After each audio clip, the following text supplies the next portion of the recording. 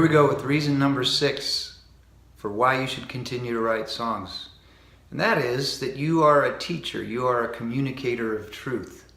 Did you know that some of the most influential pastors, leaders of movements in church history were also songwriters? People like John Wesley and Martin Luther, and going way back into the 3rd century, Athanasius, who through his songs fought off a heresy that Jesus was not God.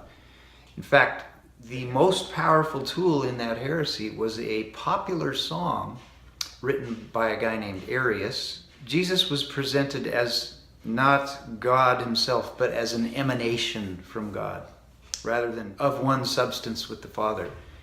The most powerful tool that Athanasius had in fighting that doctrine was another song that he wrote, which circulated widely, that proclaimed Jesus was God.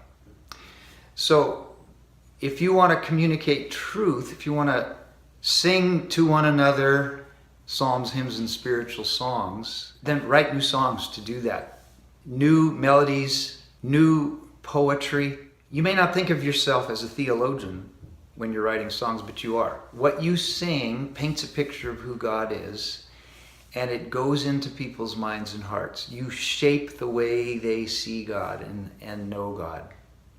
The well-known theologian Gordon Fee said, "Show me a church's songs and I'll show you their theology." And that's because he's been to many different church denominations, and he's seen the reflection of the theology of their churches in the music that they write. So be a speaker for your church's doctrine through your songs. And the final reason number 7, that we should continue to write is that music shapes culture. It doesn't just shape the life of your church, it shapes the way people think.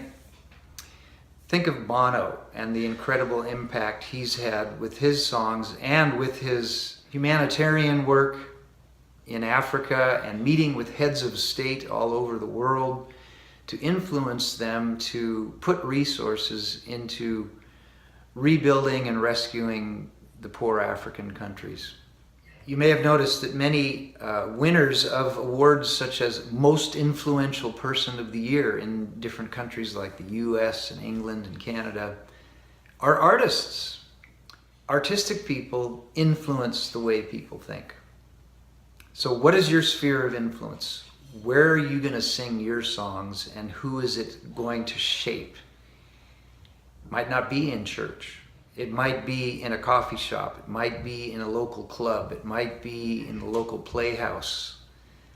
Your music can shape culture. If you have a talent of songwriting, invest it, use it, make it grow. Give a gift to people.